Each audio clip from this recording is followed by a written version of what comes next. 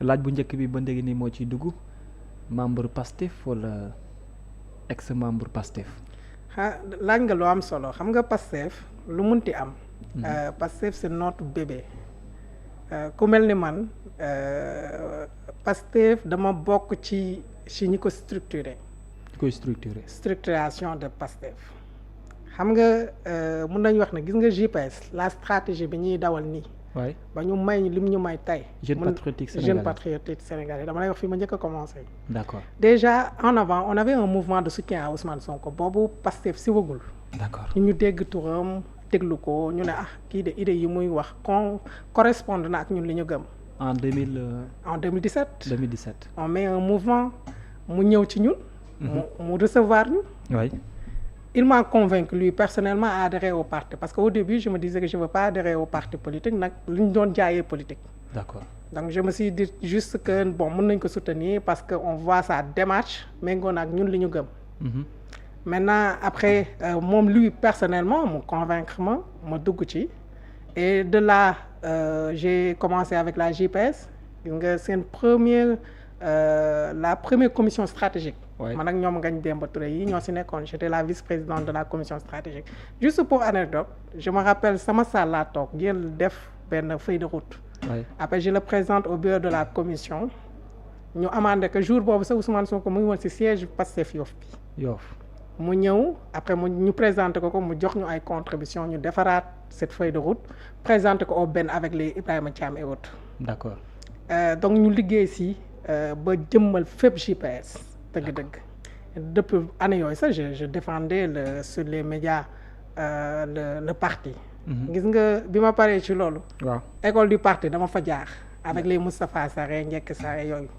dama leen doon gis moom Adjuma Saw ak góor gi Massamba Boye ñu yor saak ne dañuy wër di def former après je me suis dit mais non c'est pas la bonne approche ma xalaat ne dañu war a am des chargés de formation fu ne. Et que ça va permettre un peu ñu am benn équipe boo xam ne rôle am mooy muy démultiplier un peu ce qui se passe. D'accord. J'en ai parlé avec le doyen Sarré mu nangu. On organise période boobu. Oui. La première session ñu regrouper dans les 45 départements. Oui. Des chargés de formation boobu j'ai appelé Birame Souleye mu jox ma base de données bi ma woo ñëpp teg leen pression on a une équipe de formation nga xam ne parce que parti politique loolu daf ci am solo di former militants yi. damay ñëwaat rek si Pastef au début ni mu nekkoon.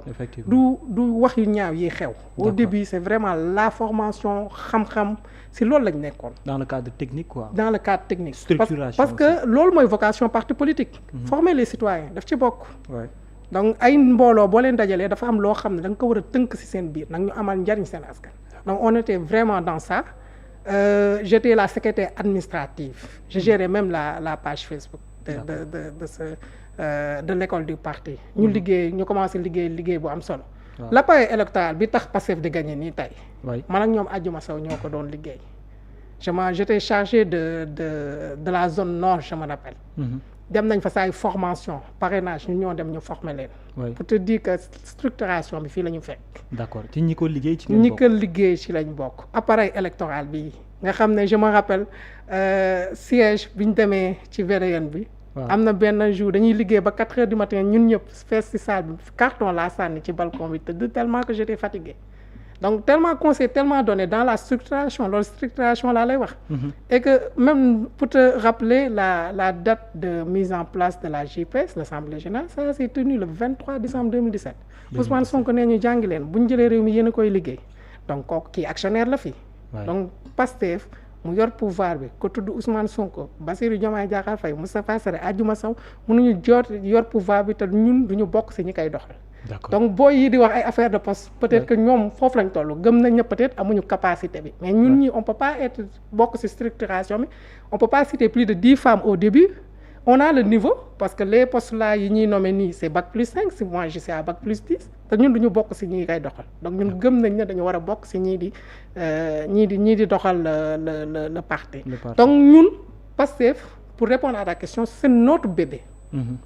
En termes d'idéaux.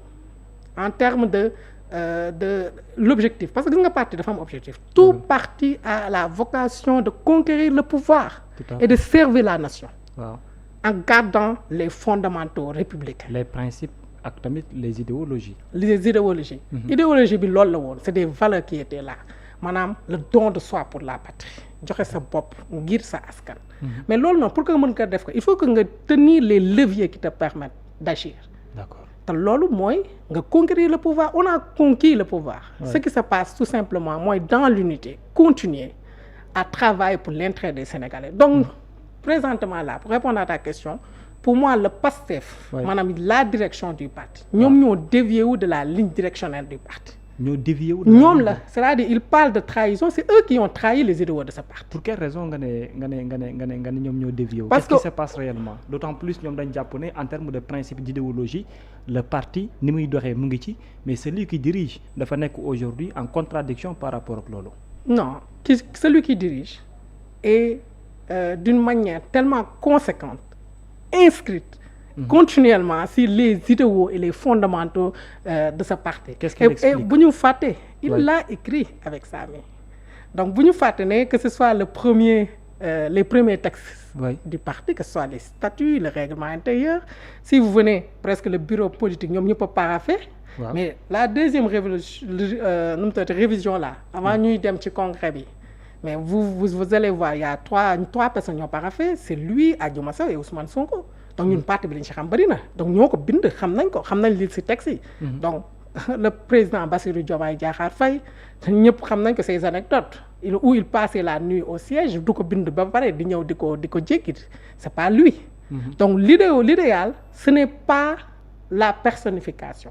c'est le débat interne loolu du ñuy jug di ci wax ñun bu ñuy dugg ci politique. dëgg-dëgg je reviens xam nga ni doo bëgg sax di wax sa bopp mais dina tax nit ñi comprendre un peu. bi ñuy dugg ci politique je me rappelle maa ngi nekkoon 5e 6e année ñu consulter benn patiente bi muy dem mu ne ma bi ñuy bind ñu ne docteur Ba du cher trop.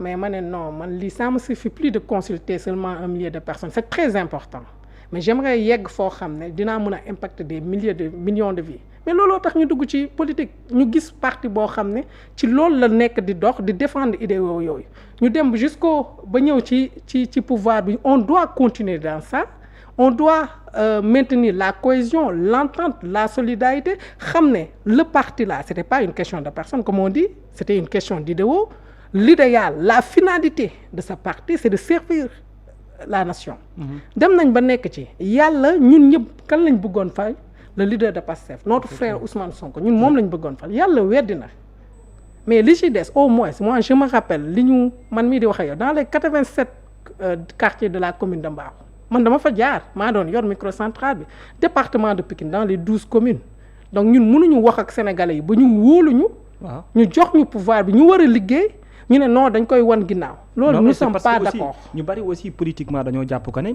li ngeen diggee woon askan bi dans l'exercice vous êtes en train de faire le contraire c'est-à-dire ñu bari sax dañ jàpp ne pire encore pour des questions politiques le président aujourd'hui s'est complètement dévié de la logique politique wala des principes ou bien idéaux du parti politique PASTEF loolu moo tax ñu jàpp ne léegi yoon yi nekkatul benn comme li ñu jàppee ne recyclage la ñeneen ñi ne les promesses électorales yi nga xam ne abon ngeen ko comme ay président de parti non président ay caisse noire ay nangam yooyu yëpp jéegi ñu ne da ko bëgg a tegee ne continuer yoonam moo tax mënatuñu ànd ak moom aussi xam nga il faut ñu xam kan mooy indi wax jooju c'est la personne la plus crédible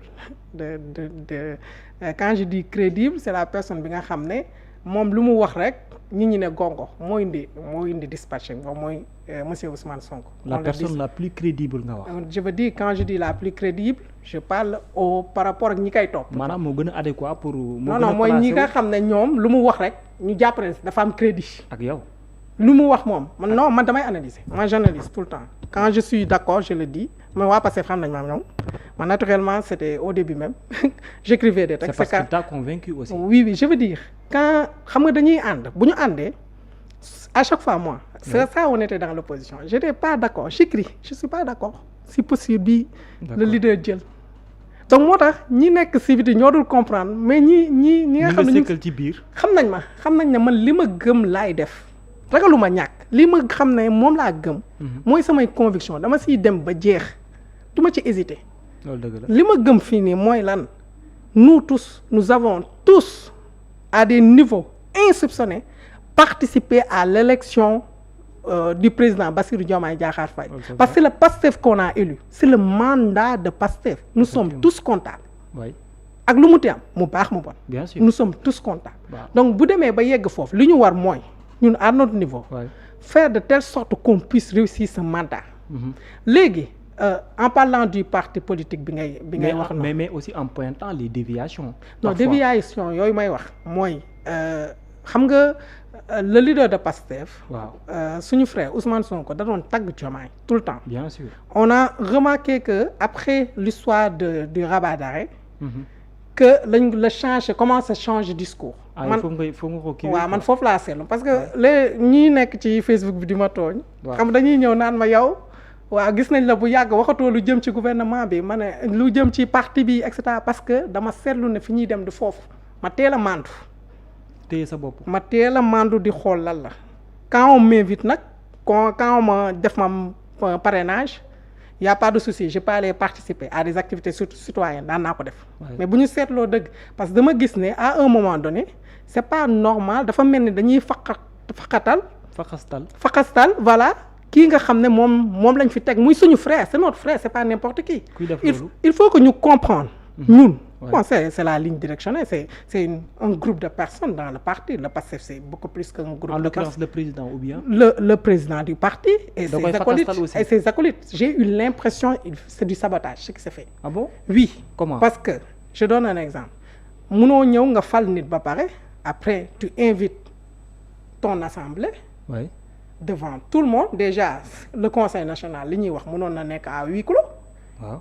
bu dee moom lu mu xalaat la mais mënoon na ko def à huis clos loolu yàgg na ci parti bi. lu ñu ñàkkul d'accord pourquoi mu convier tous les médias et pour dire que ce pays manque d'autorité. ça m'a interpellé. parce que nee na wax na ko waxaat ko ci biir amul solution moo tax mu wax ko ci biti. mais moom ñaata yoon lañ ko oo di waxtaan ak moom taxul bu génnee mu changer def leneen. lu ngeen ko wax. président ñaata yoon la ko woo wax ak moom. ci lan bu génnee li muy taxawaayam. président gis na ne moom mënul nekk premier ministre ba pare di am yenn taxawaay donc lui s'il a la facilité. Oui. De sortir tout simplement de pouvoir communiquer mais le président de la République. De par sa nature. mais aussi de par sa position mënul nekk di dagg sant donc mënoo am un peu cet atout par rapport à lui après da ngay génn nga wax ñun aussi ay borom xel lañ dañuy déglu et on est à l'intérieur. xam nañ li xew donc ñi ñu war a wootante ñi ñu war a waxtaanal dinañ gis ak ñoom regrouper tous les éléments yi di forger surtout suñu position actuelle. Mais Ousmane il a toujours été comme ça très cash quand il dit ce pays manque d'autorité après aussi on n'a pas vu assez de personnes sortir pour dire que non li nga wax waroo ko wax à l'époque pourquoi aussi il y avait pas benn silence bi total parmi vous aujourd'hui qui croit que il a eu tort de parler comme ça. xam nga à un moment donné ñun li ñu mën mooy. Soit moom dans le temps ça a existé. Oui. Il y avait cette facilité bu ñu doon wax. de coordonner wala. non waxtaan nii. li ñu gis ne du yoon ñu yónnee ko message ne que d'accord ñu mu tontu ñu et cetera à un moment donné bu ñu demee ba am yenn yoo xam ne ce n'est plus le cas da ngay màndu nga seetaan à un moment donné. moo taxoon waxu leen à l'époque. man ku mel ni man xam nga mënu ma waxal li par rapport aux autres. am solo la waaw précision ku mel ni man loolu moo tax. À un moment donné aussi il faut qu'on aille au-delà de nos personnes comme je dis il faut que ñi ñëpp ay mag lañ bi ñuy ñëw di ñëw ci parti te parti vraiment ñi mënuñu bind ci texte la vocation c'est de conquérir le pouvoir pour servir la nation ñu romb première étape bi conquérir le pouvoir après duñu continuer dans cette logique c'est-à-dire loolu toute personne qui pense et qui comprend les enjeux et qui a les éléments d'appréciation du ci ànd moo tax nga seetlu ne. il y a beaucoup de cadres ñu génn léegi. et ils assument tout simplement. mais li ma jaaxal aussi benn côté parce que man xam naa en termes de principe aussi est-ce que tam war ngeen mën toog di seetaan aussi que ngeen diggee ci kanamu askan bi ñëw dans l'exercice def ci silence total je veux parler dans le cadre de la justice.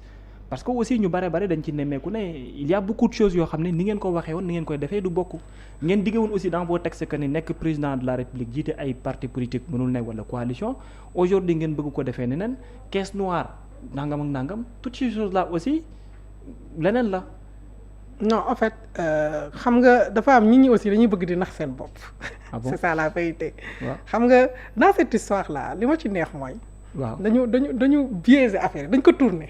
Ah bon? C'est-à-dire oui la compréhension man quand je lis la situation je me dis mais nit ñi nan lañ koy comprendre. D'accord. Vous nous parlez de la justice nous pourquoi on s'est battu pour que la justice soit indépendante. mu am toute sa liberté de faire sans que l'exécutif teg ko benn pression.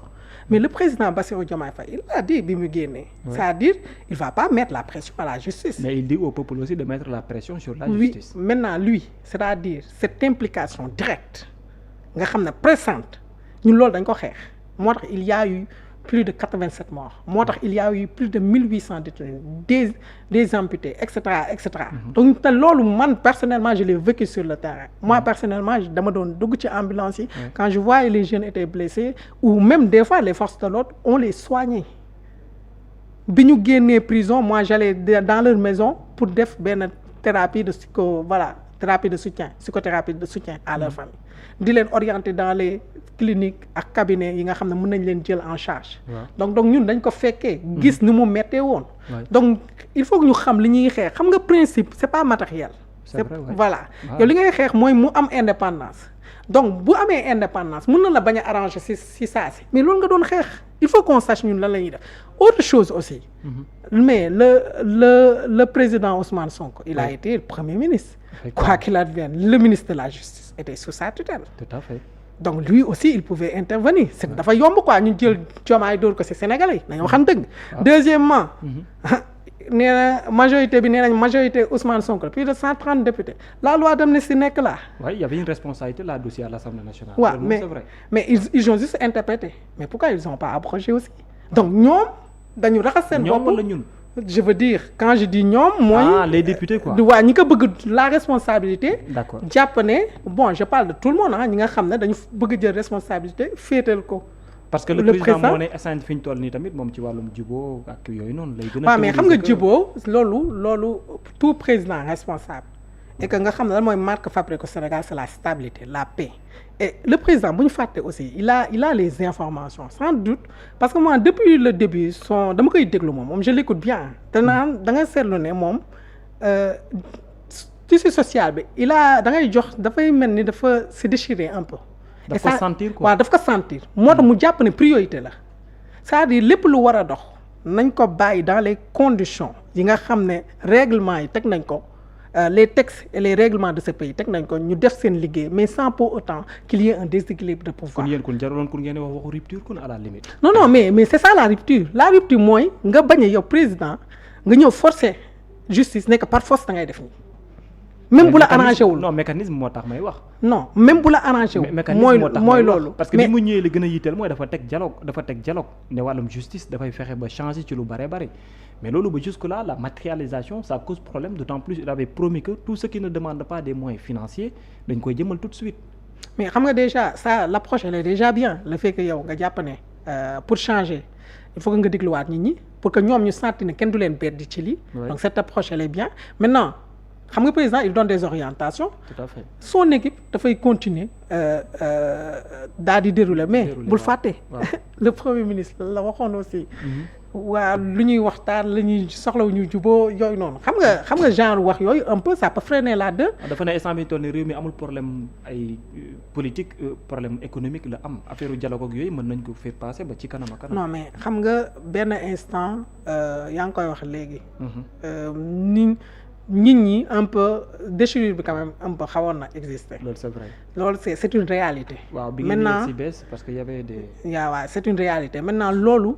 mënul supplanter l'objectif de redresser économiquement le pays et cetera xam nga pays la c'est plusieurs aspects. D'abord par la justice alors rendre justice donc. mais loolu lay wax justice xam nga soo ne Babacar Kébé dafa def lii. gis nga il faut que nga am ay éléments probants c'est-à-dire du ay spéculation il faut que yow techniquement. C'est vrai. nga justifier ko scientifiquement da nga koy justifier. C'est pas pour rien que ñoom ñuy wax ne le temps de la justice n'est pas le temps des hommes. Il faut que nit ñi tamit ñu intégrer loolu en fait parce que le principe bi ñu bëgg mooy justice bi am indépendance donc justice bi am na approche am na méthodologie wam donc le président ne peut pas venir intervenir directement par rapport à ça donc à un moment donné ñun li ñu jàpp ne si on bu le mandat passe et cetera et que gisuñu dëgg-dëgg li nga xam ne Sénégalais yi là ils ont le droit de revendiquer par rapport à la justice. mais est-ce que yaa ngi doon xaar ngeen def 2 ans d'exercice sans pour autant qu'il y ait benn approfondi bi ci wàllum 87 décès yi que ñu mën a sentir ne l'État du Sénégal est en train de faire feu et flamme pour rendre justice dans ce sens-là. mais c'est ça qu'on dit mooy que dafa am. d'autant plus ci prestation de serment il l'a cité. non xam nga moom mënu koo fàtte xam nga ku taxaw ne da ngay li nga xam ne moo daloon suñu maam yi les tirailleurs nga ne loolu di nga def tout pour que 80 ans xaw ma. waaw mën a régler war a mën a régler waaw loolu donc ça veut dire lii du ko bàyyi maintenant mooy c'est ça que loolu laay wax nii nga bañ ma déglu yow avec le temps. waaw mooy li ngay bañ a déglu mooy que temps bi il faut que ñu bàyyi ko que ñu am les éléments probants. d'accord. waaw nit même boo ko fekkee sax même flagrant délit day am jugement. d'accord mais ñu bari ba dans le sens politique dañoo jàpp ko ne. jotee moom bu amee rek am na ko tooñ. ndax yow loolu nga gëm aussi. dëgg la. parce que am na ku dem tàqatli ko nañ mais kan moo tooñ pour yow comme ni ñu koy waxee. non man c'est clair dama jàpp ne le président Bassirou Diomaye Diakhar Faye dañ ko tooñ c'est-à-dire dañ ko jël dóor ko ci Sénégalais man loolu laa gis. Ousmane Sonko moo ko def. waaw da fa jël dóor ko ci Sénégalais. naka. mooy tout simplement mooy li nga wax question de justice bi amoon noonu. waaw moom mu mun a agir ces députés mun a agir ñu jël responsabilité sànni ko président. c'est le président de la République. autre chose bu am aussi mooy que beneen affaire bu am mooy quand c'est sorti. des fois waaw c'est sorti médiatique. qui n'arrange pas du tout l'État. c'est-à-dire des fois certaines sorties yoo xam ne dafay freiner beaucoup de choses loolu pour man des fois bu génnee wax ko. alors que l'impact c'est vraiment mun na am impact ci économie pays bi y a un problème autre chose aussi mooy wax naa ko sànq day foo toog naan diw sama frère la mais da nga koy jàppale c'est trop simple da ngay taxaw wax ci moom ba pare après génne ne non sama frère la après xam nga le président Ousmane Sonko ñun dañoo mujjoon woon développer benn affection bu poussé parce que nit ñi niñ ko doon galgalee auparavant mais à un moment donné il faut pas jouer sur l'affect des gens. Sur l'affect maanaam question de sentiment d'émotion xam ne nit ñi bëgg nañ la loo boo waxee nit ñi mer loola mais da nga li ngay wax aussi benn instant da nga koy sóor parce que li muy yàq day bëri moi personnellement comme je dis dama yàgg ak ñoom dama leen xam donc je peux les analyser lucidement sincèrement pour xam ku nekk kan mooy kan bu kii waxee bu kële waxee dinaa xam fan la féete parce que yàgg nañ et cetera donc man à mon avis sincèrement et que seen fii laa koy wax sénégalais yi le président Bassirou Diomaye Diakhar Faye il faut que ngeen jàppale ko yéen ñëpp ñu ñëw ñu mobiliser wu et qu'on soit cette force qui va libérer les énergies qui vont travailler pour cette république le Sénégal à un moment donné pendant 2 ans ñun ñëpp nous sommes témoins de ce qui se passe. D'accord. À un moment donné ce pays doit s'impulser rapidement ñu dem et que les retards là yi nga xam ne amoon na et que même on sent avec le BTP li nga xam ne voilà donc des solutions sont là il est dans vraiment le président Bassirou Diomaye Diakhar Faye ce qui l'intéresse mooy au moins de faire un résultat parce que moom ku gëm yàlla la chaque jour li mu leen waxee rek dañoo yàlla mu namm mu nekk président auparavant peut-être ñun ñi ñëpp c'était pas ça donc moom au moins il sait que lu mu mën mooy delloo njukkal sénégalais yi. mais les valeurs là dont vous parlez sur Ousmane des valeurs dem ba moom mu jël valeurs yooyu xam ko ba tuddee ko ci doom ci biir valeurs yooyu en l'espace de 2 ans vous voulez dire que ces valeurs là dafa soppeeku wala dafa nekkatul ci nit ki. parce que étant président de la République il a dit c'est le meilleur des premiers ministres. bon xam nga benn instant am ko sa wet chance la. waaw xam nga mais nit bi nga incarné ba xam ni mu mel boo koy teg sa wet xam nga ni mu mel nature boobu bu la ko wanee également est-ce que war na mën a nekk un problème. non le problème c'est pas ça le problème ça dépasse nos personnes xam nga cette histoire là non de personne je parle de l'exercice. oui cette histoire là xam nga avec on l'a trop personnifié c'est affaire d'ego mais l'impact c'est-à-dire à un moment donné. est-ce que la posture de l'ancien premier ministre dafay entraver véritablement les réformes wala les solutions yi nga xam ne le gouvernement actuel mu ngi ko doon teg wala le président bëgg na ko teg loolu moo indi dëgg-dëgg cette séparation boo xoolee le président. mais pourtant nee nañ dans le cadre de l'exercice ils n'ont jamais eu de problème. le président mais à un moment donné cette dernière sortie on se rappelle du 22 mai ce n'est plus possible donc à un moment donné le président est mais obligé de prendre mais loolu ça fait partie de votre programme et de votre projet politique. non xam nga le président était toujours dans cette optique mais à un moment donné man fu ma bëgg juboo damay bëgg keneen ki bëgg ko suñ demee ba mënatul nag ku nekk day dem yoonam loolu mooy dëgg gi à un moment donné parce que ça dépasse le personnel. mais tamit boo commandé boo commandé aussi plat bu weex xart aussi buñ la ci defalee kaan itam tu es obligé nga lekk. non mais kan moo la ko war a defal. xanaa ki nga ko commandé. non kan moo la ko war a defal non mais kan moo war a fexe que yow plat boobu mu neex yow wala kan moo war a fexe ba plat boobu yow ni nga bëgg mu demee ci ce que je veux dire par là. Le premier ministre quand même devait louer une loyauté institutionnelle au président. Il n'a pas été loyal. Loyauté institutionnelle, c'est par rapport à ses positions publiques, à mon avis. En disant aussi la vérité. Non, mais quelle vérité? Je veux dire, c'est quoi la vérité? La vérité d'entraver. De dire aux Sénégalais que je ne veux pas être un président de parti politique, je ne veux pas être un président d'une coalition. Non, c'est logique dans ce sens-là. Par rapport à ça, oui, merci de revenir sur cette question. Le fait que nous bëgg indi xam nga gars yi dañ garaaw. je vais être aussi transparent parce que dañoo garaaw. xoolal cette histoire ni ñu ko def cette frange de Pastef dañu garaaw xoolal. Ce qui se passe gis nga un parti politique le rôle c'est pas seulement aussi aller vers des élections mais il faut quand même tout simplement ngay accompagner l'action du gouvernement par la vulgarisation. Mais tout simplement mobiliser les masses pour que nous réceptives, nous adhérer aux politiques publiques. C'est comme je donne un exemple en économie de la santé, en santé publique. Quand on veut faire de la prévention, amna yenn yi dañuy yam ci structure sanitaire. Mais amna yo xamné dañuy soxla dem ci communauté. Donc il faut une stratégie avancée. Le parti politique loolu moy rôle.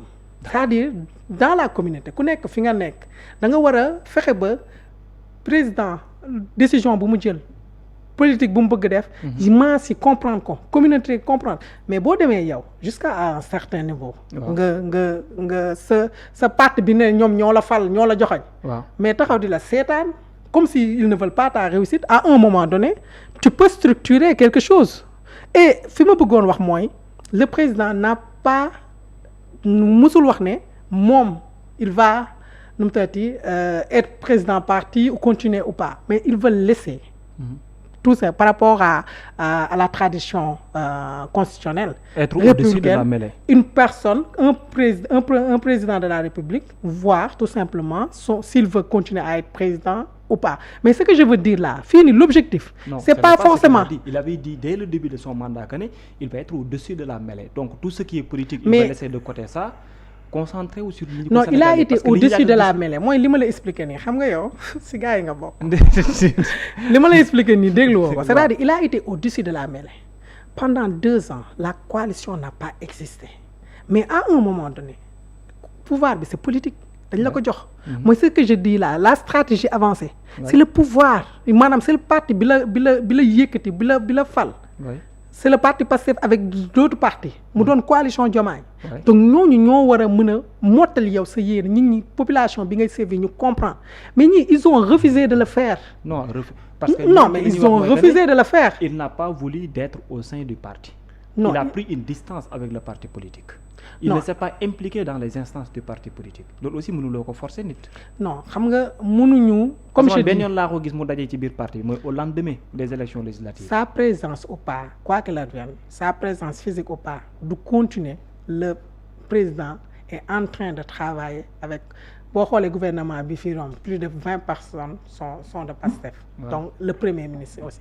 Donc il continue à travailler avec eux. Maintenant le parti Pastef, notre parti, la direction, je veux dire, doit jouer au rôle.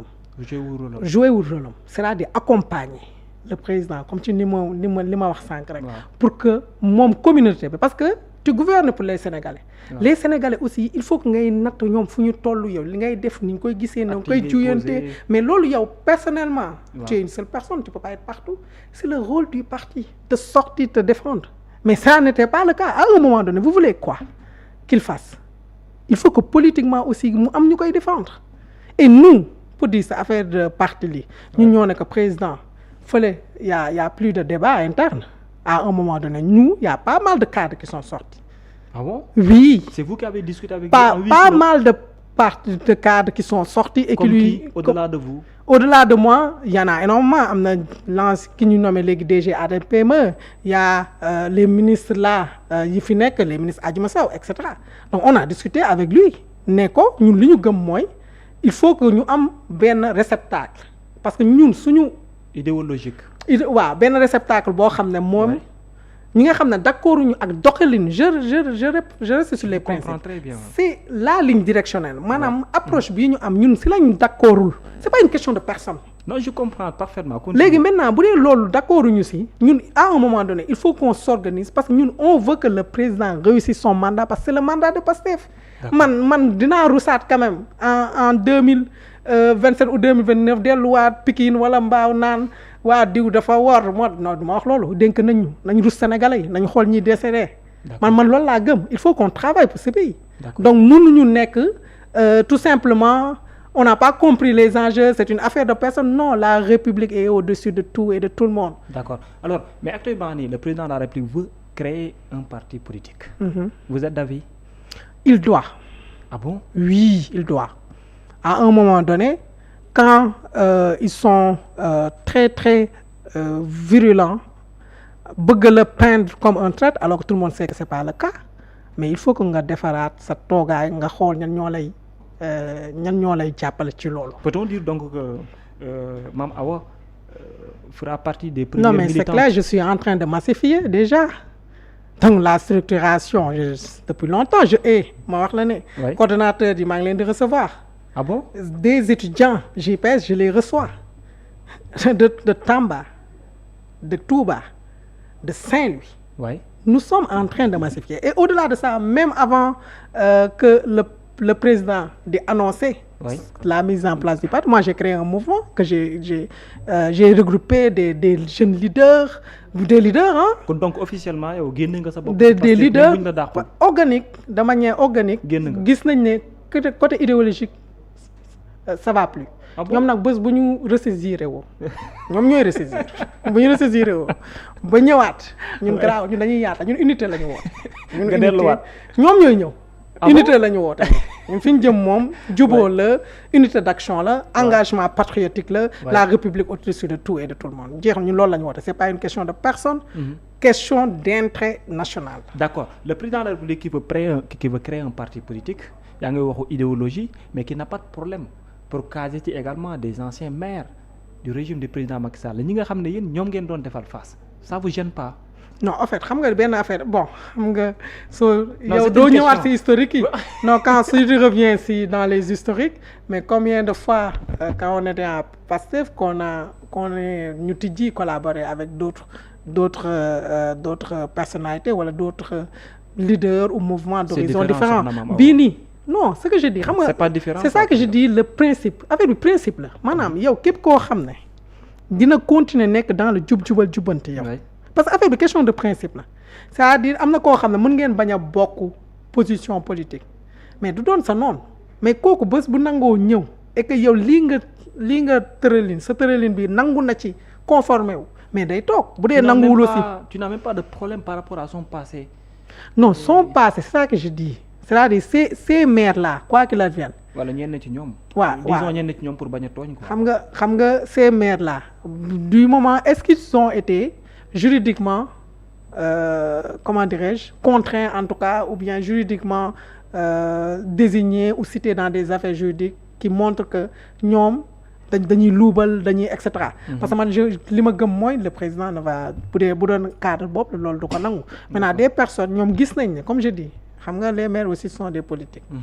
Ils veulent aussi avoir benn lien en tout cas avec l'État pour faciliter un peu ñoom les politiques yi ñuy def au niveau des collectivités territoriales et loolu moo ëppoon aussi ci discussion bi discussion bi li ci ëpp c'était les infrastructures c'était lan la ñuy def volet politique bi moo jël le dossier. waaw mais yéenay def yooyu yéen moom da ngeen di xool benn affaire bu ndaw bu ci génn yéenay def yooyu mais quoi qu'il en soit xam nga maire yooyu ñoom bu ñu gisee ne ñoom war nañ mën a liggéey état pour mu renforcer ñoom seen action dans la collectivité territoriale mënuñu leen ko bañal sincèrement. mais li am solo mooy mais xam nga ne li ci gën a am solo c'était pour faire de la politique. mais li ci am solo mooy c'était pour faire de la politique c'est-à-dire ouvrir les brèches. permettre de sorte que gars ñi mën a ñëw dugg si te loolu ñu bari li ñu leen accuser mooy da ngeen nekk ci recyclage boo xam ne sans fin la et ça vous dérange pas pour quelqu'un qui a cheminé avec Pastef. non mais xam nga même dans l'histoire de Pastef on a travaillé avec combien de maires de qui ont été dans d'autres. comme qui suñu yaay Aïda Mbodj. waay fan la jaarul. waaw te mu nekk yaayu Sonko tamit. xam nga tamit à un moment donné. il faut que ce que je veux dire mooy yow nit ñi boo leen di jëflante ak ñoom da ngay xam ne ay nit kese lañ. maintenant les principes. mooy dem au-delà des personnes. est-ce que foofu mën nañu fa waxu principe. non quand on est dans le recyclage. non c'est pas un recyclage. faut pas le prendre comme un recyclage. d'accord ce qui se passe xam nga lan la. mooy le président. à un moment donné moom gis na ne ligne bii moom méngoo ak li mu mës a gëm. mu ne damay def parti ay nit daw si ne dañuy ñëw. et buñ daw see ñëw et que moom gis na ne ñooñu dinañ moom ligne bi mu teg ñooñu dinañ si tegu. mais y a pas de mal à ce que mu collabore avec ñoom. d'accord mais dans tout ça le but c'est quoi d'avoir benn force politique bi wala benn électorat bi pour daaneel Pastef ou bien. non le but comme je l'ai dit tantôt déjà il faut que ça va accompagner un peu l'action. du gouvernement parce que nit tamit booy def lenn aussi il faut que ñu koy fësal il faut que ñi ngi koy defal ñuy comprendre yow sa tolluwaay. loolu moom amu ko woon fële loolu moom motiver en premier. ñu créer parti il faut que nit ñi comprendre ko noonu. Abdourahmane Diouf on veut un deuxième mandat. mais si nos résultats et si le président le veut aussi parce que nit doo ko jiitu le président veut aussi se présenter et que les Sénégalais souhaitent lui donner un second mandat mais dañuy continuer wéyal suñu liggéey. Mais ces forces dont vous parlez parmi ces maires ceux qui avaient accompagné l'ancien candidat Amadou Ba ñoo defoon tam pétition millions de signatures yi pour demander réélection président Macky Sall troisième candidature. te loolu n'empêche Pastef est venu passer au-dessus. mais la force boobu noonu ce que soit la société civile taxaw na les populations taxaw na ñoom ils sont pas d'accord avec. Déjà même le président ne s'est pas présenté déjà donc cette force interne. mais Amadou Ba. ak ñun ñoo ko parrainé pour mu nekk candidat. dama ne cette force interne déjà pour man tranché na ce débat maintenant gis nga ñooñu noonu. oui c'est des gens qui veulent venir. c'est des gens qui veulent venir mais comprenez que le socle de ce parti ce sera nous. ñi nga xam nous qui étions de Pastef. ñun ñii nekkoon de Pastef ñun la nous les cadres qui sont pas d'accord les cadres les jeunes les femmes les acteurs de développement qui sont pas en phase avec la ligne actuelle du parti. non président waxul loolu de président nee na leen ñëw leen ngeen bokk historiquement ci ñuy door. non mais damay wax. ne ñun da ngeen bëgg gars yi itam puusu may leen tuuti ngeen. non dama bëgg benn affaire mu leer foofu. ñun dañuy nekk ça xam nga ñun quoi qu'il advienne on aura cette loyauté envers. Cette nouvelle idéologie parce que ñun ñoo comprendre ne. désormais il y a une nouvelle idéologie aussi. non mais cette idéologie c'est tout simplement mooy que wéyal gëm-gëm c'est-à-dire gëm-gëm bi ñu doon woote principe yi ñu doon woote ñu fexe ko mu continuer dëkk ci di si sax et que du ñu nangu que bu si sa gëm-gëm boobu dañ ko dévier ñun ñu bëgg ci topp loolu la ñuy wax ne d'accord ñu si il faut que déjà sénégalais comprendre les principes. c'est une question de principe nous tous comme je le dis duñu ay xale yu ndaw. waaw ñun dañoo dem ba ñun si bu ma jëlee si sama personne jàng ba am fenn fu ñu toll. déglu nit. jàngaat ko seetalaat ko. jàpp ne kii waxinam méngoon ak suñu gëm-gëm suñu gisee ne ni mu taxawee. je dis posture c'est une question de posture. donc désormais sa posture actuelle. donc désormais li la convaincre en 2017 nekkatul ci Ousmane Sonko mais ci Diomaye la nekk léegi. waaw li ma gëm ne moom Ousmane Sonko il a joué le rôle qu'il fallait mais fi ma ko doon xaaree fii avec le pouvoir non man gisuma ko fi man loolu moo ma bett xam nga ñoom dañuy wax ne dañu leen bett. mais moom loolu daf ma bett. oui je m'attendais à ce que nit Babacar. waaye gëm yàlla dafa am solo comprendre. maanaam da nga jàpp ne Ousmane gëmul la fekk nekkul président. loolu waaw man j'ai senti que loolu lu ko voilà tax na daal taxawaay bi mu waroon am. dëgg-dëgg à côté de son frère amu ko. d'accord waaw man personnellement voilà loolu laa gis quoi loolu laa yëg sama lecture loolu la. moo tax maam fitu jàpp ne non man je suis pas en face avec ça donc damay jàppale le président et je prie peut-être que il peut se ressaisir aussi et que voilà à un moment donné mu ñëw mu xam ne bu waree doon président kenn mënu ko fexe daree doon mais nag yàlla kii la fi teg aussi il faut que mu am ndam parce que ndamam mooy ndamu sénégalais yi parce que il faut que ñu comprendre aussi un président de la république aussi da ngay def tout pour mu mën a am ndam pour que suñuy dund daal mu changer loolu mooy dëgg gi politique pour loolu la pour changer la vie le vécu des Sénégalais. Loolu moom c'est vrai aussi mais dans le cadre politique la coalition Diomaye le nouveau parti politique du nekk benn école